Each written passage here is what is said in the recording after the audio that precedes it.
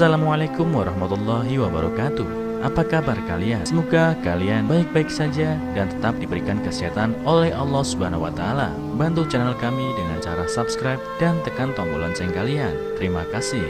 Semoga kisah ini bermanfaat. Setiap hari pemulung ini nemu duit di tempat yang sama selama 10 tahun. Ini penyebabnya. Ada seorang pemulung usianya sudah 60 tahun. Pekerjaannya setiap hari adalah mengais-ngais tong sampah, mencari botol bekas untuk dijual lagi demi sesuap nasi. Walaupun hidupnya susah, tapi dia sama sekali tidak kepikiran untuk meminta-minta. Asal dia masih bisa bekerja, dia tidak akan meminta pada orang lain. Jika dia tidak sengaja menemukan duit, dia akan anggap itu suatu keberuntungan, rezeki dari Allah Subhanahu wa taala. Suatu hari ketika sedang memungut sampah, dia melihat seorang pemuda jatuh pingsan. Pemuda itu terlihat seperti kesakitan.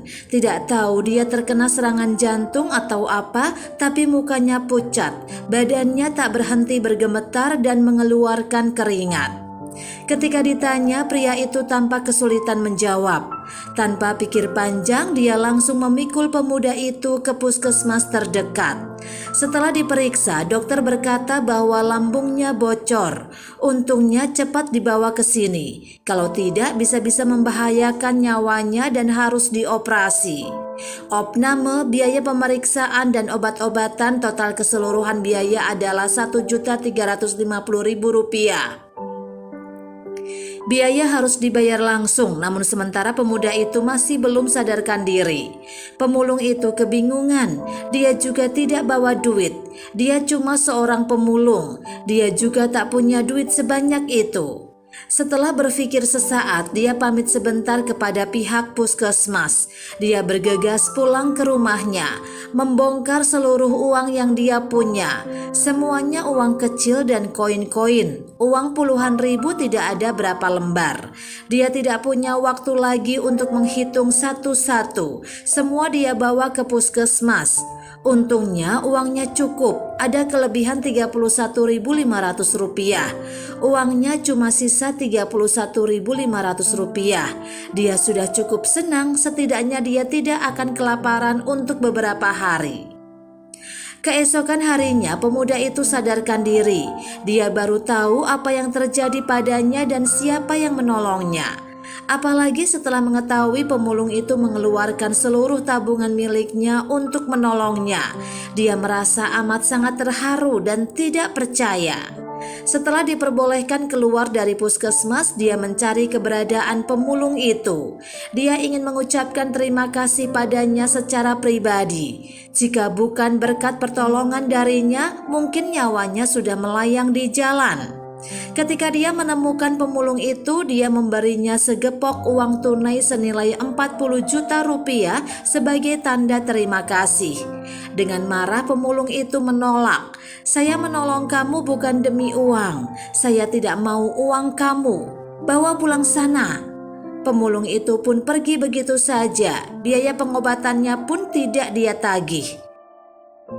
Setelah pergi, pemulung itu sedikit menyesal. Uangnya hanya tersisa 20 ribuan saja. Apa harusnya tadi dia terima saja uang itu? Sekarang dia tidak punya apa-apa lagi. Dia hanya bisa terus mengais sampah, mengumpulkan kembali uangnya sedikit demi sedikit.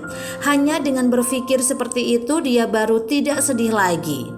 Keesokan harinya dia kembali memungut sampah seperti biasanya. Siapa sangka baru melihat ke dalam tong sampah, matanya tiba-tiba bersinar. Dia melihat ada beberapa lembar uang pecahan 10.000. Dia melihat ke kiri kanan, sepertinya tidak ada yang melihat. Dia pun memasukkannya ke dalam kantong. Dia sangat bersyukur dan merasa ini adalah rezeki dari Allah Subhanahu wa taala. Sejak saat itu hampir setiap hari dia menemukan uang beberapa puluh ribu di tempat yang sama. Sekali lewat 10 tahun pun berlalu. Sudah tidak terhitung lagi berapa uang yang telah dia temukan di sana. Jumlahnya mencapai puluhan juta. Uang yang dia dapat dari menjual botol dan sampah plastik sama sekali tidak bisa dibandingkan dengan itu.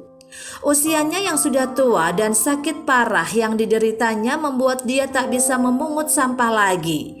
Sebelum kepergiannya, seorang pria berbaju jas dan berdasi datang ke kediamannya.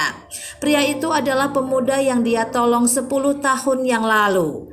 Setelah mendengar ceritanya, dia baru sadar bahwa selama ini bukan keberuntungan yang dia dapat, tapi pahala baik karena telah menolong pria pengusaha tersebut. Setelah mengetahui kebenaran tersebut, muka pemulung itu penuh dengan senyuman dan matanya meneteskan air mata sebelum meninggal. Kalimat terakhir yang diucapkannya adalah, "Orang baik pasti dapat pahala." Pemulung itu tidak punya anak, juga tidak punya sanak saudara.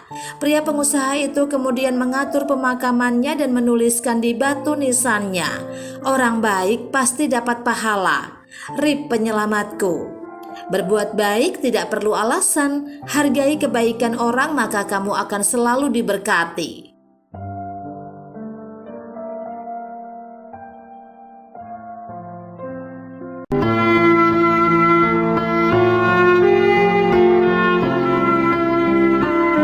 Assalamualaikum warahmatullahi wabarakatuh. Apa kabar kalian? Semoga kalian baik-baik saja dan tetap diberikan kesehatan oleh Allah Subhanahu wa taala. Bantu channel kami dengan cara subscribe dan tekan tombol lonceng kalian. Terima kasih. Semoga kisah ini bermanfaat.